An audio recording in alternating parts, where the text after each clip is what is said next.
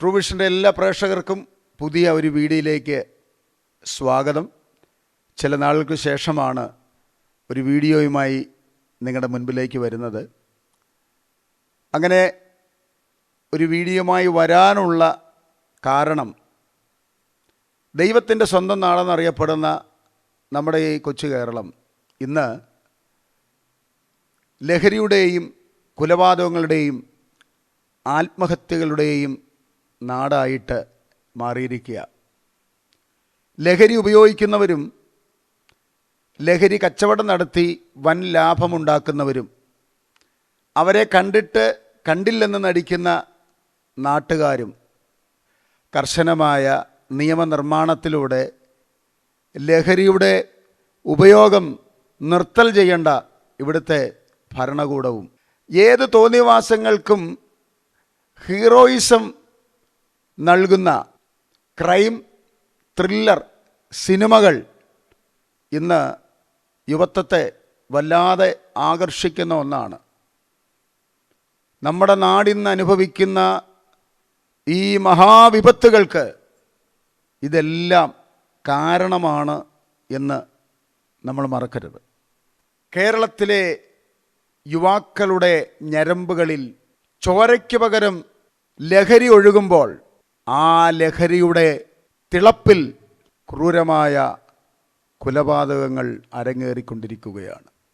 നിങ്ങൾ മറന്നിട്ടില്ല, വെള്ളറടയിൽ സ്വന്തം പിതാവിനെ വെട്ടിക്കൊലപ്പെടുത്തിയ പ്രജിൻ തൻ്റെ വീട്ടിൽ ഒരു സാധാന്യ ആരാധനയുടെ ഒരു മുറി തന്നെ താൻ അതിനുവേണ്ടി ക്രമീകരിച്ചിരുന്നു.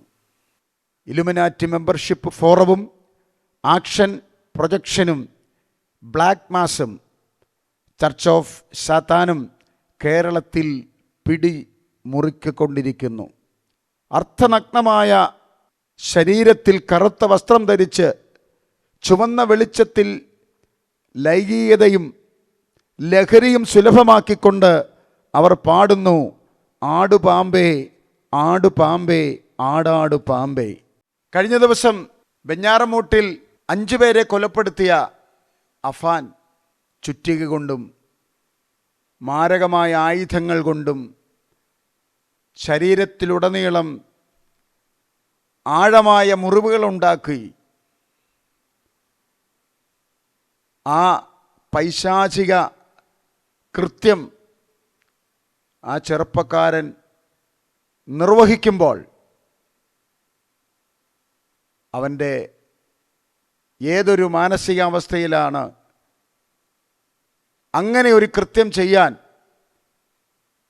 ഒരു യുവാവിന് സാധിക്കുക എന്നുള്ളത് ഇന്നും നമ്മളുടെ ചിന്തയ്ക്കും ബുദ്ധിക്കുമൊക്കെ അപ്പുറത്ത് നിൽക്കുന്ന കാര്യങ്ങളാണ്. കേട്ടില്ലേ, കഴിഞ്ഞ ദിവസം ഒരു 15-കാരനെ കൂട്ടുകാർ മർദ്ദിച്ച് കൊലപ്പെടുത്തി. നമ്മുടെ കലാലയങ്ങൾ കലാപാലയങ്ങളായിട്ട് കശാപ്പ് ശാലകളായിട്ട് മാറിക്കൊണ്ടിരിക്കുന്ന കാഴ്ചയാണ് നമ്മൾ കാണുന്നത്. സ്കൂൾ അധികാരികളുടെ ധിക്കാരപരമായ നടപടികൾ മുഖാന്തരം 16 വയസ്സുള്ള ബെൻസൺ സ്കൂൾ കെട്ടിടത്തിൻ്റെ അകത്ത് കാട്ടാക്കടയിൽ ആത്മഹത്യ ചെയ്തത് നമ്മുടെ ഒന്നും മനസ്സിൽ നിന്ന് ഉടനെ മാഞ്ഞു പോകുന്നില്ല. കോട്ടയത്ത് നഴ്സിംഗ് കോളേജിൽ ചില കുട്ടികൾ ഒരുമിച്ച് ചേർന്ന് റാഗിംഗ് നടത്തി. എന്ത് വികൃതമായ, എന്ത് പൈശാചികമായ, എത്ര അധപ്പതിച്ച ഒരു സംസ്കാരമാണ് നമ്മുടെ കുട്ടികൾ ആവിഷ്കരിച്ചു കൊണ്ടിരിക്കുന്നത്. എന്നെ കേൾക്കുന്ന പ്രിയപ്പെട്ടവരെ, ഈ സംഭവങ്ങളുടെ പരമ്പരകൾ കഴിഞ്ഞ ദിവസം 8ാം ക്ലാസ്സിൽ പഠിക്കുന്ന ഒരു പെൺകുട്ടി അവളുടെ ബാഗിൻ്റെ അകത്ത് MDMA എന്ന് പറയുന്ന മാരകമായ മയക്കുമരുന്ന് സൂക്ഷിച്ചതിൻ്റെ പേരിൽ പോലീസ് അറസ്റ്റ് ചെയ്തു. ആ കുട്ടിയെ മെഡിക്കൽ പരിശോധനയ്ക്ക് വിധേയമാക്കിയപ്പോൾ അവൾ ലഹരിക്ക് അടിമയാണ്. തന്നെയല്ല, അവളുടെ ശരീരത്തിൽ ബ്ലേഡ് കൊണ്ടോ മറ്റേതോ മൂർച്ചയുള്ള ആയുധം കൊണ്ട് വരച്ചിരിക്കുന്ന അല്ലെങ്കിൽ മുറിപ്പെടുത്തിയിരിക്കുന്ന 87 പാടുകൾ. അതായത് ഈ മയക്കുമരുന്ന് മൂക്കിലൂടെയോ വായിലൂടെയൊക്കെ ഉപയോഗിക്കുമ്പോൾ ലഭിക്കുന്നതിനേക്കാൾ അല്ലെങ്കിൽ പെട്ടെന്ന് ഇത് സിരകളിൽ ലഹരിയായി മാറാൻ സീനിയേഴ്സ് പറഞ്ഞു കൊടുത്തു പോലും ശരീരത്തിൽ ബ്ലേഡ് കൊണ്ട് വരച്ചിട്ട് ഇത് അപ്ലൈ ചെയ്താൽ മതിയെന്ന്. നിങ്ങൾ ആലോചിച്ച് നോക്കണം. അതിനേക്കാൾ വേദനാജനകമായ ദുഃഖകരമായ അനേക വാർത്തകളുണ്ട്. ഒരു ഹയർ സെക്കൻഡറി സ്കൂളിലെ പ്രിൻസിപ്പൽ വെളിപ്പെടുത്തിയ ഒരു വസ്തുതയാണ്. ഒരുപക്ഷെ ആ സ്കൂളും ആ സാഹചര്യവും ആ വ്യക്തികളെയൊക്കെ നിങ്ങൾ അറിയുന്നതായിരിക്കും. പക്ഷേ ഇത് നമ്മുടെ സമൂഹത്തിൻ്റെ ഒരു തിരുത്തലിന് വേണ്ടി, നന്മയ്ക്ക് വേണ്ടി പറയുന്നത് കൊണ്ട് ആളുകളുടെ പേരോ സ്ഥാപനത്തിൻ്റെ പേരോ ഒന്നും ഞാൻ പറയുന്നില്ല. പക്ഷേ വസ്തുതയാണ്. പെട്ടെന്ന് ആ ഹയർ സെക്കൻഡറി സ്കൂളിലെ പ്രിൻസിപ്പളിനോട് ഒരു പ്രത്യേക സ്ഥലത്ത് ചെല്ലാൻ അവിടുത്തെ പോലീസ് സ്റ്റേഷനിൽ നിന്ന് ആവശ്യപ്പെടുന്നു. അവരവിടെ എത്തിയപ്പോൾ എക്സൈസ് ഉണ്ട്, പോലീസുണ്ട്, നാട്ടുകാർ കൂടിയിട്ടുണ്ട്. അടഞ്ഞു കിടന്നൊരു വീട്ടിൽ ആ ഹയർ സെക്കൻഡറി സ്കൂളിലെ 8-10 പിള്ളേർ, ആൺകുട്ടികളുണ്ട്, പെൺകുട്ടികളുണ്ട്. ആ വീട്ടുകാർ വിദേശത്തെവിടെയോ റബ്ബർ തോട്ടത്തിൻ്റെ നടുക്കിരിക്കുന്ന ഒരു വീടാണ്. അതിൻ്റെ 2ാം നിലയുടെ ജനൽ തുറന്ന് അതിൻ്റെ അകത്ത് കയറി ഈ മാരകമായ മയക്കുമരുന്നുകൾ ഉപയോഗിക്കുകയും പിന്നീട് മനസ്സിലാക്കുവാൻ കഴിഞ്ഞത് അവിടെ ഈ കുട്ടികളുടെ ചിത്രങ്ങളും വീഡിയോകളുമൊക്കെ എടുത്ത് അതൊക്കെ ദുരുപയോഗം ചെയ്യുന്ന പല വസ്തുതകളുമാണ് അവിടെ നടക്കുന്നത്. കുറേ നാട്ടുകാർ പല നിലകളിൽ ശ്രദ്ധിച്ചപ്പോൾ അപകടകരമാണെന്ന് മനസ്സിലാക്കിയപ്പോഴാണ് അവർ പോലീസിനെ എക്സൈസിനെ അറിയിച്ച് കോളേജ് അധികൃതർ വന്ന് ആ കാര്യത്തിൻ്റെ അകത്ത് അവിടെ ഒരു തീരുമാനമുണ്ടാകുന്നത്. കഴിഞ്ഞ ദിവസം ഒരു സർക്കിൾ ഇൻസ്പെക്ടർ വളരെ വിശ്വസ്തയോടെ ഈ മഹാവിപത്തിനെ തടയാൻ ശ്രമിക്കുന്ന പോലീസ് അധികാരികളുണ്ട്, എക്സൈസ് വകുപ്പുണ്ട്. വളരെ സന്തോഷത്തോടെ അവരെയൊക്കെ ഈ സമയം ഓർക്കുകയാണ്. ഒരു സർക്കിൾ ഇൻസ്പെക്ടർ പുറത്തുവിട്ട ഒരു ചെറിയ വീഡിയോ ക്ലിപ്പുണ്ട്. അതിൻ്റെ അകത്ത് അദ്ദേഹം പറഞ്ഞൊരു കാര്യം, ഏതാണ്ട് 8ാം ക്ലാസ്സിൽ പഠിക്കുന്ന 12 വയസ്സുള്ളൊരു പെൺകുട്ടി ഇതുപോലെയുള്ള മയക്കുമരുന്ന് അളവ് ദുരുപയോഗം ചെയ്ത് അവളുടെ ചിത്രങ്ങളും അവളുടെ വീഡിയോസും കാട്ടി ആ പെൺകുട്ടിയെ ശാരീരികമായിട്ട് ഉപയോഗിക്കുവാനുള്ള പരിപാടികൾ നടക്കുകയാണ്. മാനസികമായിട്ട് തകർന്ന അവൾ അപമാനഭാരം ജീവിതത്തിൽ സഹിക്കാൻ വയ്യാതെ ആ കുട്ടി ആത്മഹത്യ ചെയ്ത് കളഞ്ഞു. ഇതൊരു സംഭവമല്ല, 2 സംഭവമല്ല. ഗെയിമുകൾ നമ്മുടെ നാട്ടിൽ വില്ലനാകുകയാണ്. രാത്രിയിലൊന്നും പല കുഞ്ഞുങ്ങൾക്ക് ഉറക്കമില്ല. വെട്ടടാ, കുത്തടാ, പിടിയടാ, അടിയടാ, ഇതൊക്കെ മാതാപിതാക്കൾ കേൾക്കുകയാണ്. അവർ വിചാരിക്കുന്നത് എൻ്റെ മകൻ അവൻ്റെ റൂമിൻ്റെ അകത്തിരുന്ന് അവൻ്റെ മൊബൈലാണ് കളിക്കുന്നത്. ഇത് വലിയൊരു ഗ്യാങ്ങാണ്. പല സ്ഥലങ്ങളിലും ഇരുന്ന് ഒരുമിച്ച് കളിക്കുക.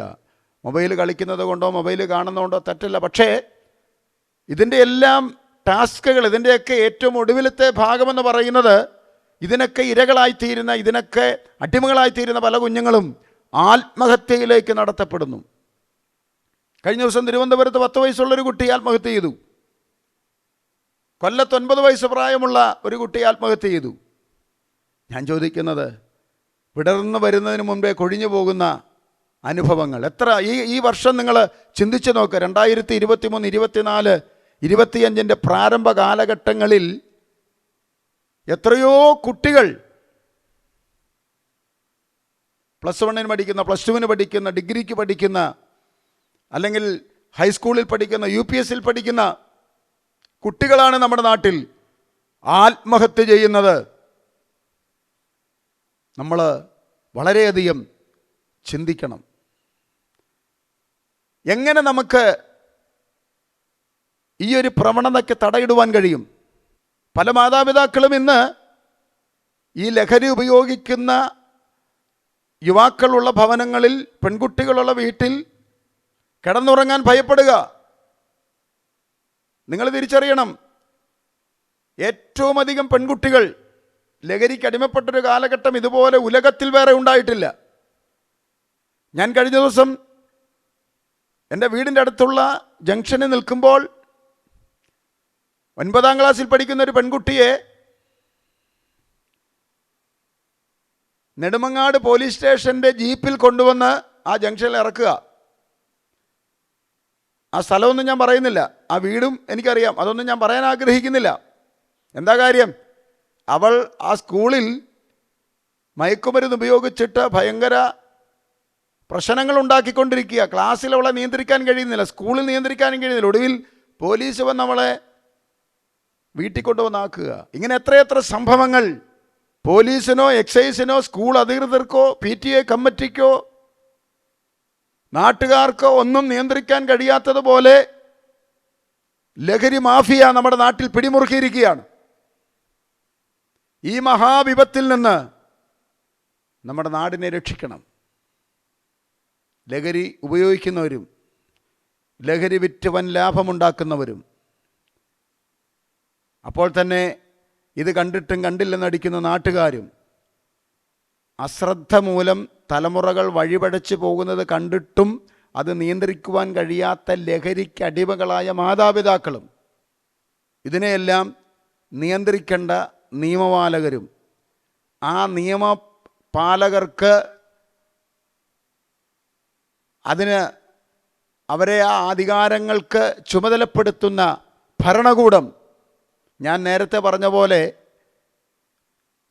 എല്ലാ തോന്നിവാസങ്ങൾക്കും ഒരു നായക പരിവേഷം കൊടുത്ത് പുറത്തിറങ്ങുന്ന ക്രൈം ത്രില്ലർ സിനിമകൾ നിർമ്മിക്കുന്നവരും എല്ലാവരും ഇതിൻ്റെ അകത്ത് ഈ മഹാവിപത്തിൻ്റെ കണ്ണികളാണ്. ഇവരെല്ലാവരും കൂടെ കൈകോർക്കണം. ലഹരി ഉപയോഗിക്കുന്നവർ അവരതിൽ നിന്ന് പിന്തിരിയണം. കാരണം വലിയൊരു വിപത്തിലേക്ക്, ഒരിക്കലും തിരിച്ചു കയറി വരാൻ പറ്റാത്ത ഒരു വലിയ കയത്തിലേക്കാണ് നിങ്ങൾ നീങ്ങിക്കൊണ്ടിരിക്കുന്നത്. അത് വിറ്റ് അതിൻ്റെ വൻ ലാഭമുണ്ടാക്കുന്നതിൻ്റെ മാഫിയ അവർ മടങ്ങി വരണം. അവരാ കച്ചവടം നിർത്തണം. നാടിനെ ഓർക്കണം. നാട് നശിച്ച് കുട്ടിച്ചോറാകുന്ന പദ്ധതിയിൽ നിന്ന് അവർ പിന്തിരിയണം. അതുപോലെ നാട്ടുകാർ ചിലതൊക്കെ കണ്ടാൽ കണ്ടില്ലെന്നടിക്കുന്ന ആ ഭാവം നിങ്ങൾ വിടണം. കർശനമായ നിയന്ത്രണങ്ങൾ ഏർപ്പെടുത്തേണ്ട പോലീസും ഭരണകൂടവും അതിന് തയ്യാറാകണം. അതുപോലെ അധ്യാപകരും PTA കമ്മിറ്റികളും നാട്ടുകാരും എല്ലാവരും കൂടെ കരം കോർത്ത് സജീവമായി നിന്നെങ്കിൽ മാത്രമേ ഈ മഹാവിപത്തിൽ നിന്ന് നമ്മുടെ നാടിനെ രക്ഷിക്കാൻ കഴിയത്തുള്ളൂ. കർത്താവ് എന്താ പറഞ്ഞത്? യെരൂശലേം പുത്രിമാരെ, നിങ്ങൾ എന്നെ ചൊല്ലി കരയണ്ട, നിങ്ങളെയും നിങ്ങളുടെ മക്കളെയും ചൊല്ലി കരയുവീൻ. അവസാനം ഇങ്ങനൊരു വാക്ക് പറഞ്ഞ് ഞാൻ അവസാനിപ്പിക്കട്ടെ പ്രിയപ്പെട്ടവരെ. വളരെ ദുഃഖത്തോടു കൂടെയാണ് ഞാൻ ഈ ഒരു വീഡിയോ ചെയ്യുന്നത്. വളരെ ഭാരം എൻ്റെ മനസ്സിലുണ്ട്. ഈ വാർത്തകളൊന്നും ചിലതൊന്നും മുഴുവൻ പോലും വായിക്കാൻ കഴിയുന്നില്ല. ചിത്രങ്ങളൊന്നും നമുക്ക് കാണാൻ പറ്റാത്തതാണ്. അത്ര വേദനാജനകമായ ഒരു സാഹചര്യത്തിൽ നിന്നുകൊണ്ടാണ് സംസാരിക്കുന്നത്. അതുകൊണ്ട് നിങ്ങളുടെ മക്കളെ ഈ നശിച്ച പ്രവണതയിൽ നിന്ന് മടക്കിക്കൊണ്ടുവന്ന് അവരെ ദൈവമുള്ളവരാക്കി വളർത്തുക. ആരാധനാലയങ്ങൾ വലിയ ജാഗ്രത പാലിക്കണം ഈ കാര്യങ്ങളിൽ.